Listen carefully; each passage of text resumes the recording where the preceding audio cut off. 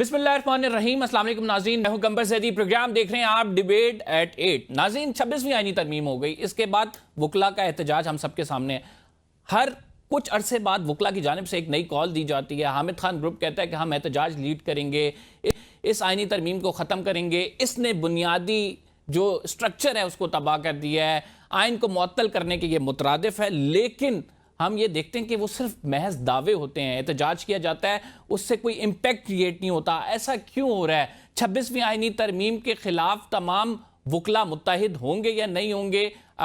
एक जो अहम चीज़ है इस तमाम मामले में वो ये है कि खसूसन इस्लामाबाद हाई कोर्ट की अगर बात की जाए, जस्टिस सरफराज डोगर के हवाले से जस्टिस आमिर फारूक का फैसला आया है और जस्टिस आमिर फारूक कहते हैं कि ये अपॉइंटमेंट बिल्कुल ठीक हुई है और हल्फ दोबारा लेने की ज़रूरत नहीं है। मामला सीनियरिटी का है, अगर हल्फ दोबारा नहीं लिया जाता तो आमिर फारूक साहब कहते हैं कि ये री राइट किया जा रहा है कॉन्स्टिट्यूशन को। लेकिन अमूमी तौर पर क्या जजेस जब एक अदालत से दूसरी अदालत जाते हैं उनको हल्फ लेना पड़ता है या नहीं? ये तमाम बातें आज डिस्कस करेंगे, क्योंकि हामिद खान साहब कह रहे हैं कि इस तमाम मामले को सुप्रीम कोर्ट ऑफ पाकिस्तान में चैलेंज किया जाएगा, जस्टिस आमिर फारूक के फैसले को। इस्लामाबाद हाई कोर्ट की बात हो रही है कि हाई कोर्ट में अपनी मर्जी के जजेस लगा दिए गए हैं। सुप्रीम कोर्ट में नए जो जजेस आए हैं, क्या ये 26वीं आईनी तरमीम के केस की समाअत करेंगे? फुल कोर्ट के हवाले से ये तमाम मामला जो है देखा जाएगा। क्या ये उस केस का हिस्सा बनेंगे जिस केस में एतजाज एहसन और दीगर वकला ने दरखास्तें दायर की हुई हैं? हमारे साथ सीनियर रहनुमा एतजाज एहसन साहब मौजूद हैं, सीनियर सियासतदान हैं, कानूनदान हैं। बहुत शुक्रिया एतजाज साहब हमें प्रोग्राम में ज्वाइन करने के लिए। सबसे पहले एतजाज साहब, 26वीं आईनी तरमीम पर बात करते हैं। साथ वकला मूवमेंट की बात हो रही है। 2008 में आपने बड़े एहसन तरीके से मूवमेंट लीड की, उसे कामयाब भी बनाया।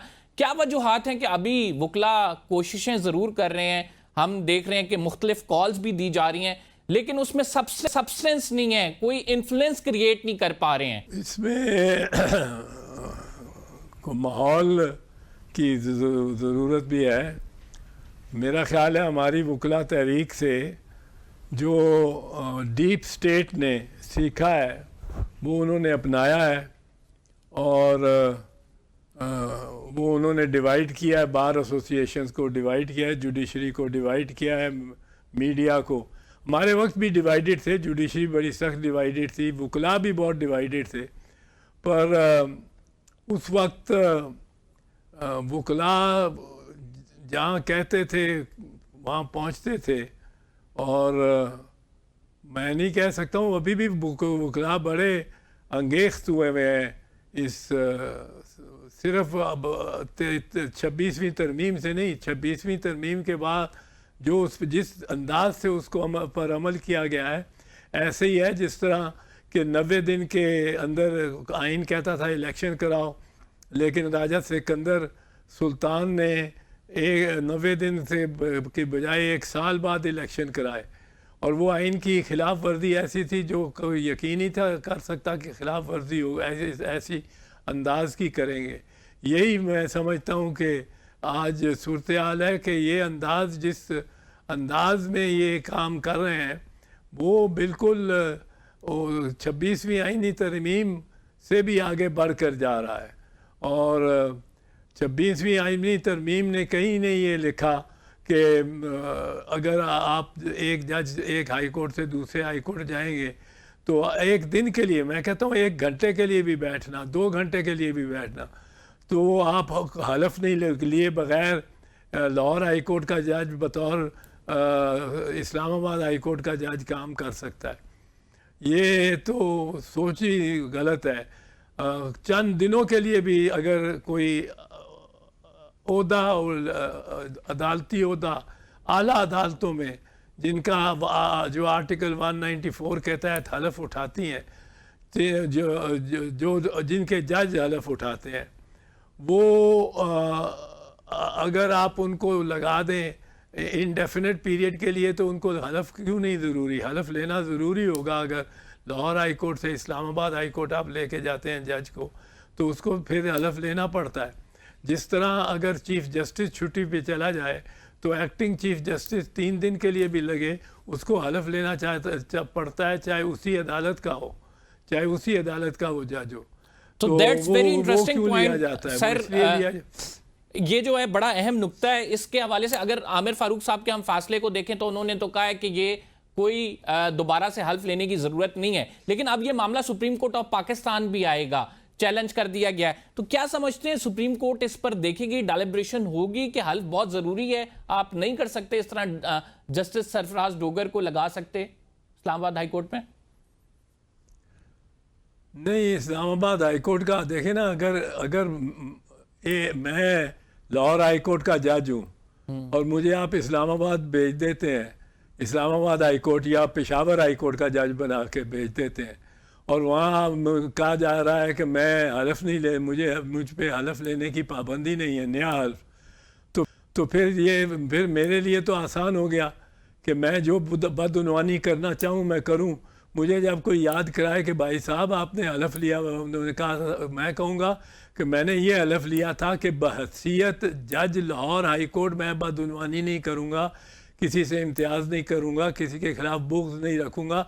अब तो मैंने तो ये कभी नहीं कहा कि मैं बतौर इस्लामाबाद हाई कोर्ट के जज नहीं करूँगा। सो अब मेरे लिए सब आज़ादियाँ हैं।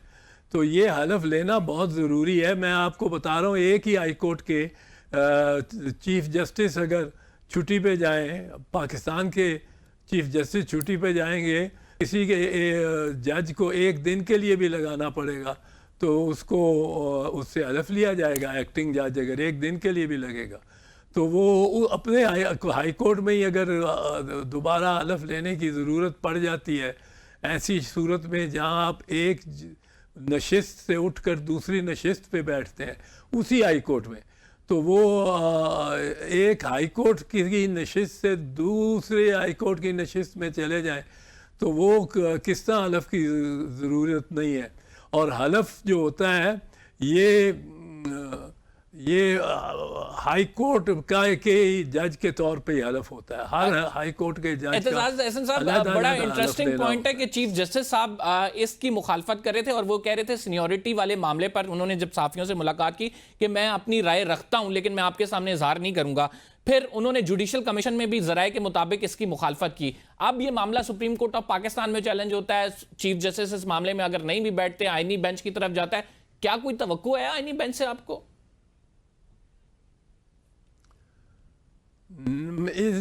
देखिए, एक बेंच है या 8-9 अफराद हैं, वो कितने भी फरिश्ता सिफत हों, कितने भी दुनियादारी के मामलात में वो बिल्कुल उनका कोई ताल्लुक़ ना हो और उससे बेगाना हो दुनियादारी और मनफियत से, खसारे से, खमियाजे से लेकिन उनका ये तो है ना कि अगर उनको अपना बेनिफिट मिला हो तो ऐसे शख्स साहब को तो उस बेंच पे बैठना ही नहीं चाहिए, खुद ही नहीं बैठना चाहिए। अब 26वीं आईनी तरमीम के लिए आप क्या फुल कोर्ट का दोबारा से मुतालबा करेंगे या ये कहेंगे कि ये जो अब जजेस आए हैं इनको ना साथ बिठाया जाए? क्या कहा जाएगा आप लोगों की जानिब से? फुल कोर्ट का मुतालबा जो किया जाता रहा है वो मेरा ख्याल है उसमें ये बात आंसर थी कि प्रैक्टिकल ये है कि आप उनको भी बिठा दें जो कॉन्स्टिट्यूशन बेंच वाले हैं, लेकिन कॉन्स्टिट्यूशन बेंच वाले अगर लोग को एक्सक्लूसिवली नहीं बैठ सकते क्योंकि वो तो सारे बेनिफिशरीज हैं, उनके तो इख्तियारात जो उनको हासिल हुए हैं वो हासिल ही हुए हैं 26वीं तरमीम से। इसलिए बाकी सब को भी मिला के सारे कोर्ट्स को उठा दें। पर ये जो 7 या 6 या आए हैं अब ताज़ा दम, ये भी चूँकि बेनिफिशरीज़ हैं, ये तो बिल्कुल डायरेक्ट बेनिफिशरीज़ हैं 26th अमेंडमेंट के, ये भी डिस्क्वालीफाइड होंगे। और बाकी आप ये समझें कि कॉन्स्टिट्यूशन बेंच वाले डिस्क्वालीफाइड हैं या नहीं, तो आप उनको भी बिठा दें बेशक बीच में, और बाकी सारे जजेस को बिठा के, और ये 26th जो है अमेंडमेंट उसमें आप उसको आप तो एतजाज साहब यानी आप ये जो जजेस हैं मतलब फुल कोर्ट पे अगर बनाया जाए तो आप लोगों के लिए काबिल कबूल है कि सारे जजेस बैठ जाएं और फिर फैसला करें, या आप लोग अब कहेंगे कि ये 6 जजेस नहीं इंक्लूड होंगे, आईनी बेंच के नहीं होंगे? किस तरह से आप प्ली लेंगे अदालत में इस तमाम मामले पर? मेरा ख्याल है जो वकला ने पोजीशन ली है, एक दो जो कन्वेंशन हुई हैं उनमें जो पोजीशन ली है वो ये है कि वो वकला मानते हैं कि ये डिस्क्वालिफाइड हैं आईनी बेंच के जजेस, लेकिन चूंकि किसी ने तो सुनना है केस, उनको भी बीच में रखें और जो फुल कोर्ट पूरी अदालत थी 26वीं तरमीम से पहले वो जजेस सारे बैठ के और फैसला दें कि कौन सा, यानी आप कह रहे हैं कि 26वीं तरमीम से पहले जो जजेस हैं वो बैठ के फैसला करें, दूसरे जजेस अगर ऐड करेंगे फुल कोर्ट में वो काबिल कबूल नहीं होगा?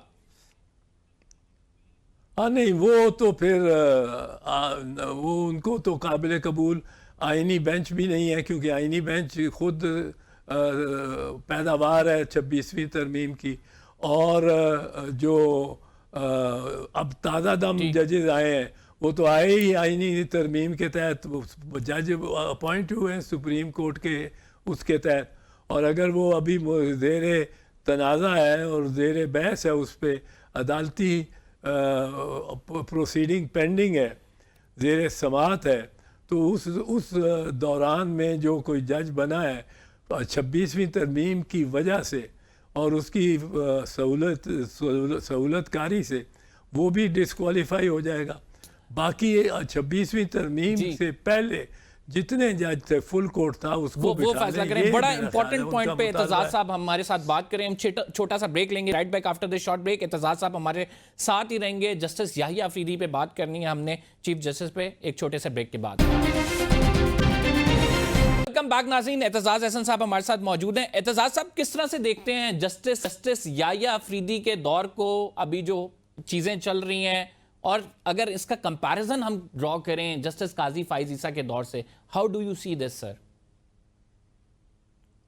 भाई याहिया अफरीदी का तो दौर अभी शुरू ही नहीं हुआ। अभी जुम्मा 8 दिन हुए हैं। उनको एक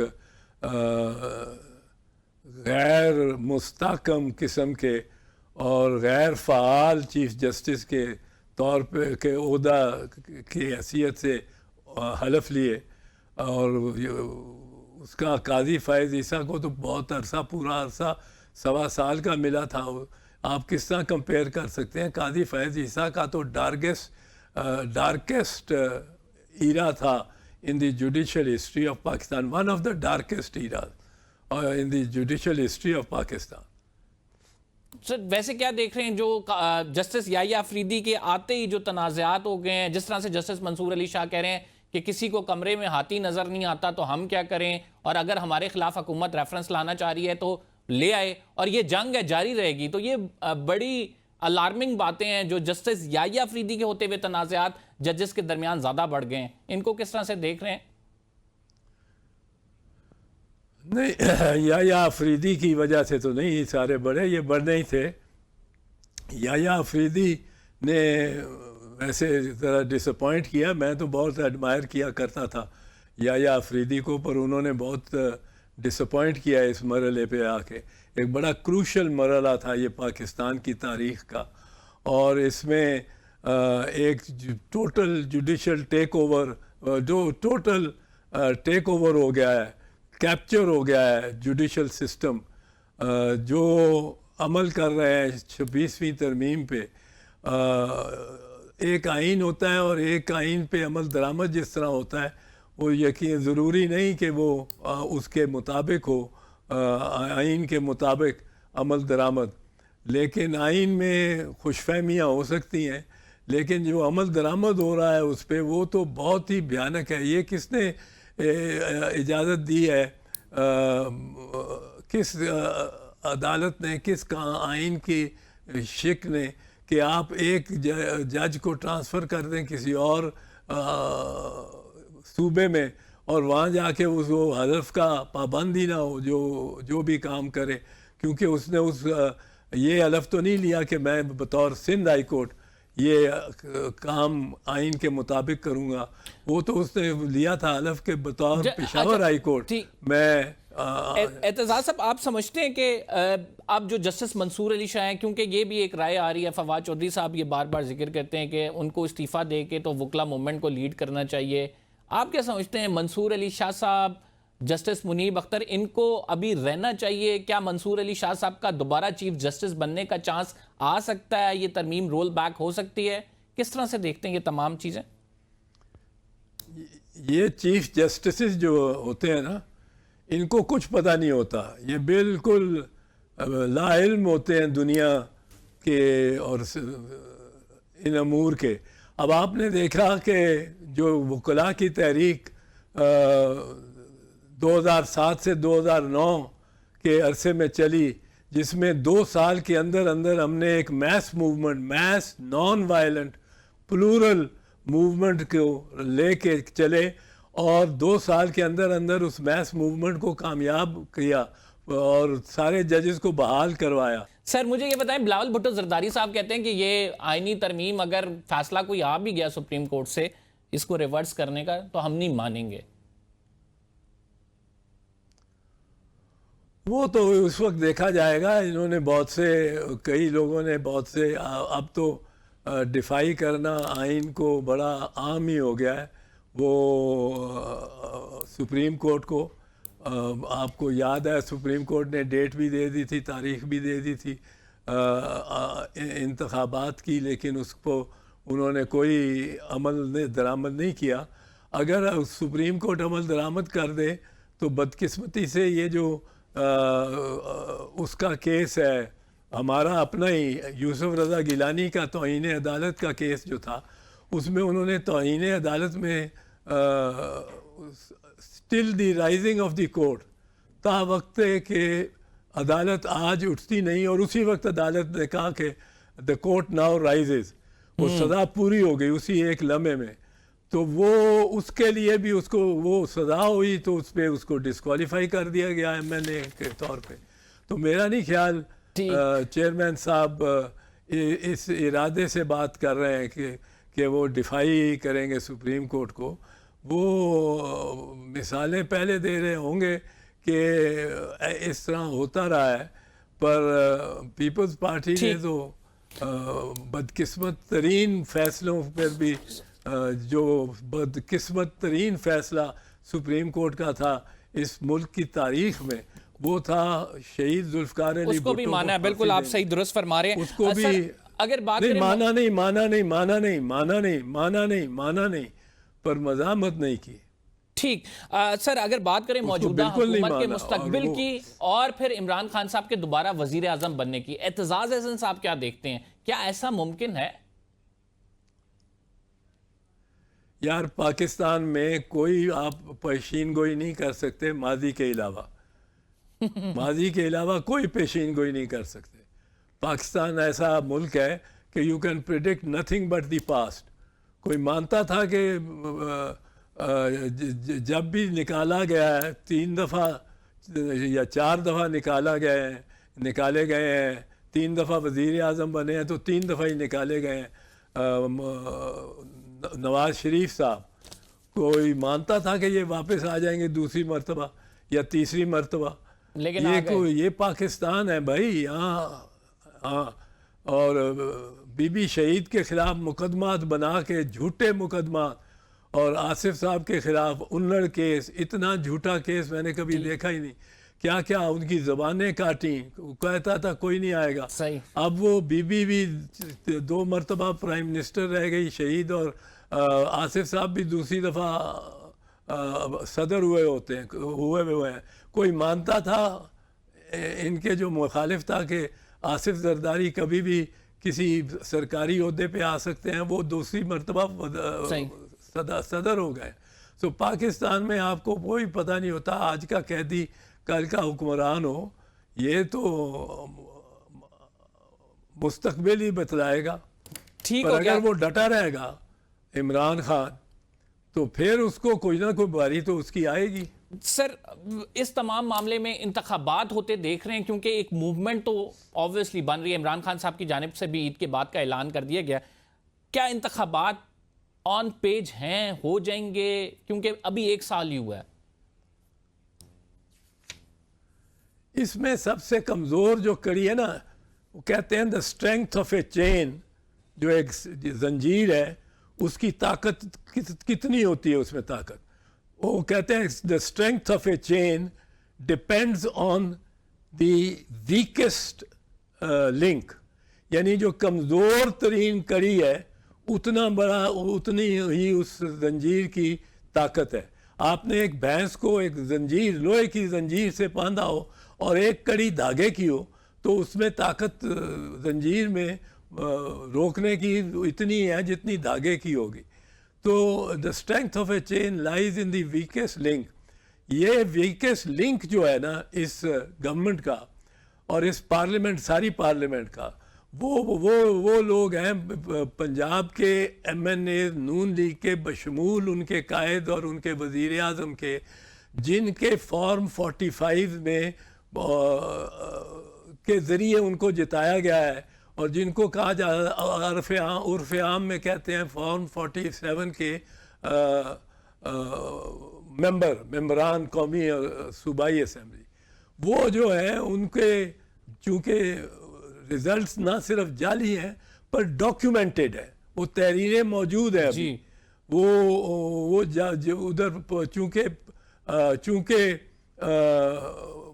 इलेक्शन पिटिशन हुई हुई है उन सब हल्कों में, तो इसलिए उनको डिस्ट्रॉय भी नहीं कर सकती इलेक्शन कमीशन जब तक इलेक्शन पिटिशन का फैसला ना हो और फिर उनकी अपील का फैसला ना हो।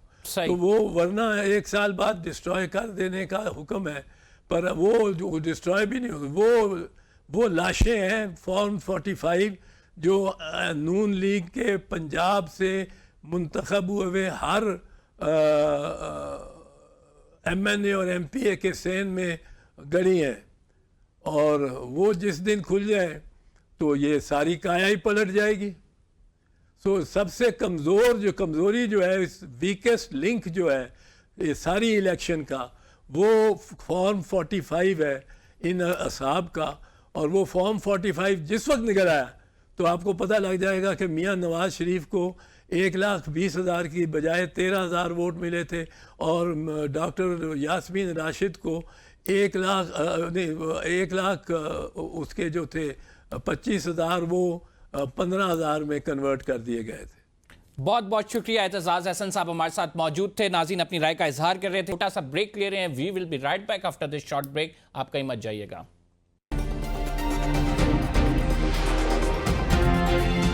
नाज़रीन हमें ज्वाइन किया है शेख रोहेल असगर साहब ने, मुस्लिम लीग नून के सीनियर रहनुमा है। बहुत बहुत शुक्रिया हमें प्रोग्राम में ज्वाइन करने के लिए।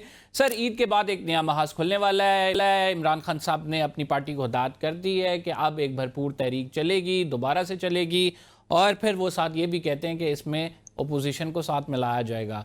साथ वकला भी हमने देखा कि पर तोल रहे हैं, सहाफ़ी वैसे ही आपसे नाराज़ हैं। क्या कर रहे हैं, इतने ज़्यादा महाज क्यों खोल लिए आपने अपने लिए?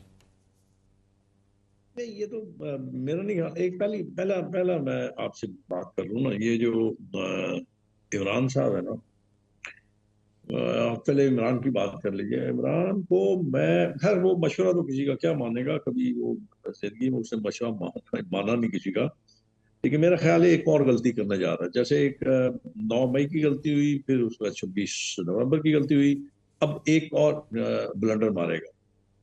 अब देखिए, मैं आपको एक छोटी सी मिसाल देता हूँ, और मैं अक्सर कहता हूँ, एक एक्सट्रीम था मेरी नजर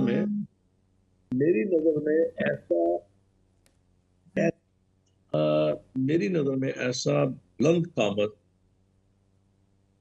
सियासी जुल्फ़िकार अली भुट्टो, खुदा उन पे अपनी रहमतें करे, उनसे बड़े कद का आदमी सियासत में नहीं आया। आपने देखा क्या हुआ था, लोगों ने उनसे कहा कि कायदे अवाम आप फिक्र ना करें, ये कुछ हो ही नहीं सकता, आपका बाल बीका नहीं कर सकते। अगलों ने फांसी लगा दी। नवाज शरीफ के पास मुझे याद है कि 2/3 मेजॉरिटी थी जब उसकी गवर्नमेंट को टॉपल किया गया। तो उसके बाद क्या हुआ था? कुछ नहीं हुआ। अब थोड़ा सा आप जरा गौर दिस कीजिएगा इज अ मेरी वेरी बात पे। Dangerous statement you are saying कि हम अगर तारीख का जायजा लें तो मैं अभी बता देता हूँ, मैं अभी बता देता हूँ, जी रिसेंट बता देता हूँ। ये जो बानी पीटीआई है, इनको 14 साल कैद सुनाई गई।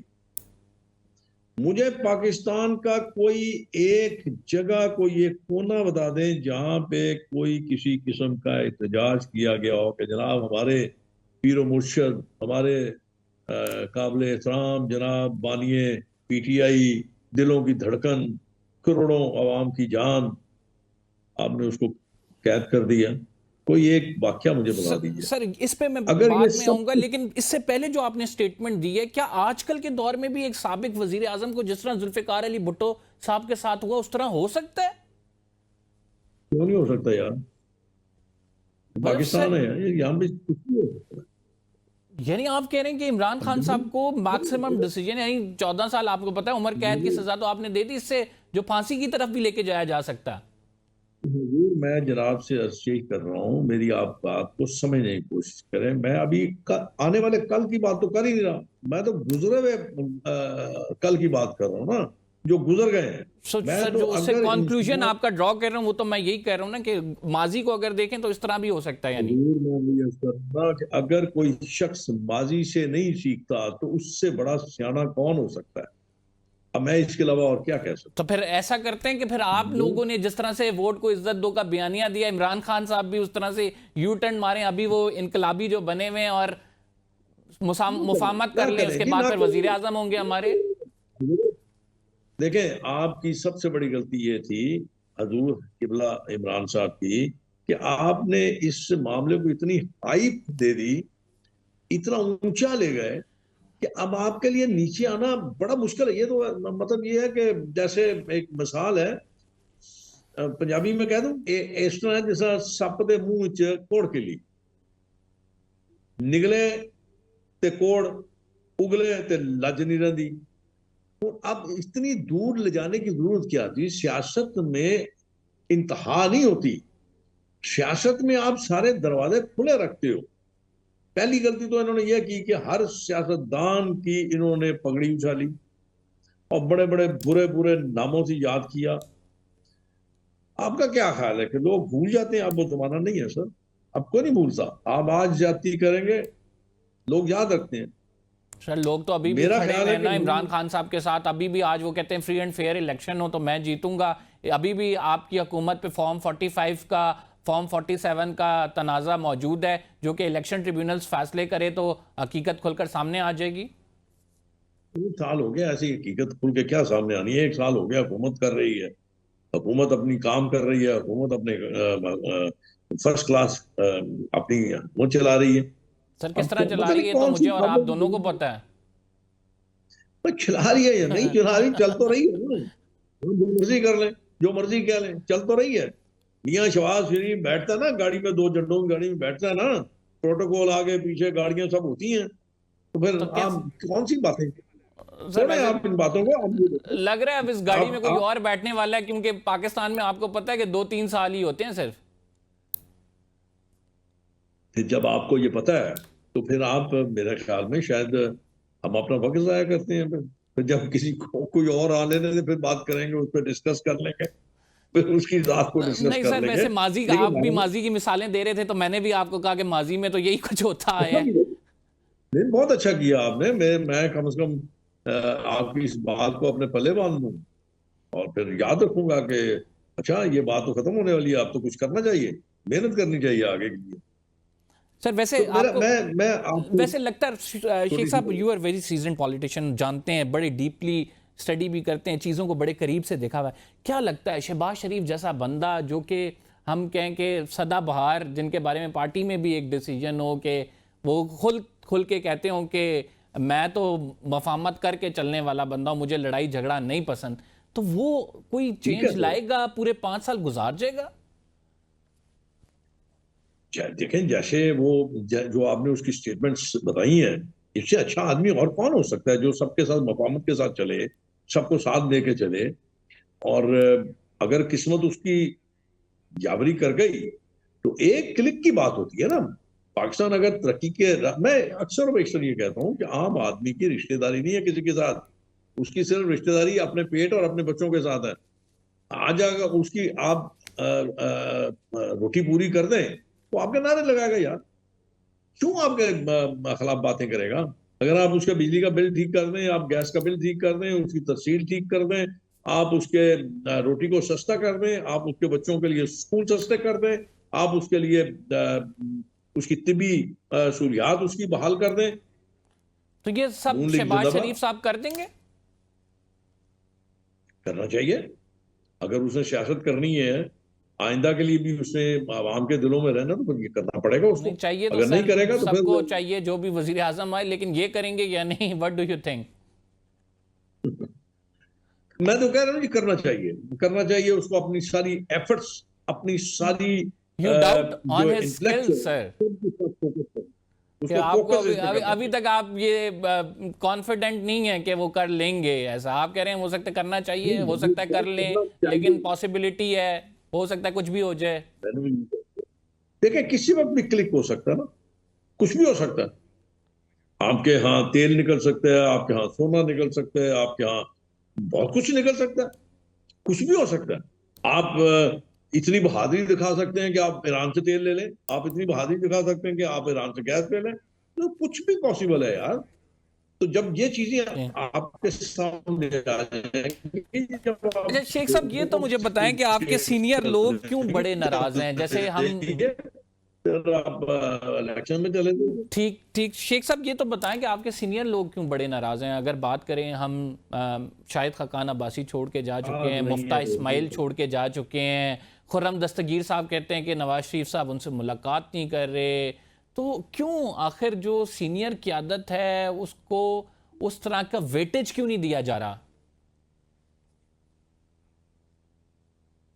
असल में हमारी एक प्रॉब्लम है, हमारी बदकिस्मती कह लीजिए, प्रॉब्लम कह लीजिए, आदत कह लीजिए, हम बहुत तौक़ुआत बस्ता कर लेते हैं। अब देखिए, जैसे मिसाल के तौर पर, किसी की बात नहीं कर रहा, मैं अपनी बात कर लेता हूँ। मैं अब पार्लियामेंटेरियन तो नहीं हूँ, इसलिए मेरी कोई इतनी वैल्यू तो नहीं है, और इतना को खास को मेरा दिमाग भी नहीं है। और सबसे बड़ी जो गलती है वो ये है कि मैं सच बोल देता हूँ।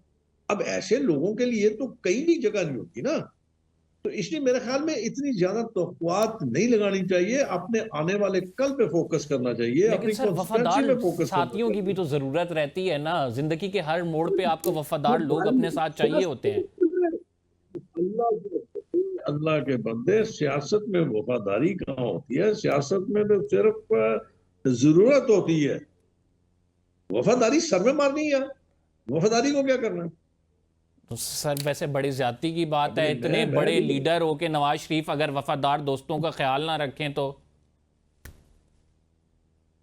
नहीं, नवाज शरीफ अच्छा आदमी है, मतलब थोड़ा सा खामोश है मेरे ख्याल में, शायद तबीयत भी ठीक नहीं है, कुछ इसी किस्म का कोई है मामला।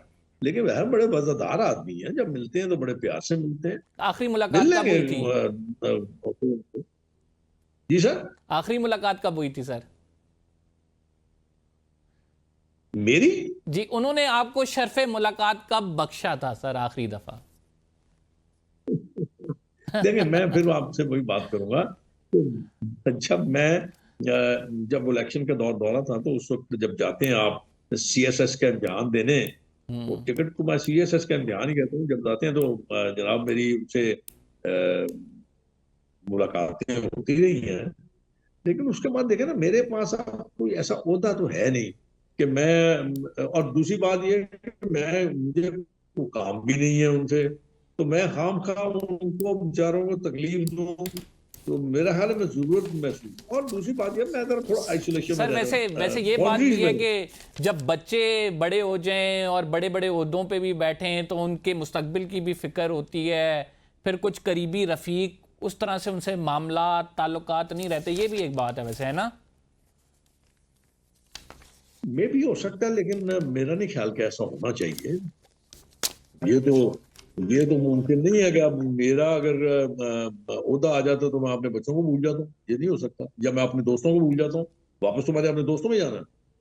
क्योंकि सर कुछ हल्के कहते हैं ये कि मरियम नवाज जब से सियासत में इन हुई हैं, बहुत सारे सीनियर सियासतदान खुद से उन्होंने अपने आप को साइड लाइन किया है, क्योंकि पार्टी में जब जूनियर सीनियर की जगह ले ले तो जाहिर बात है वो बात नहीं रहती।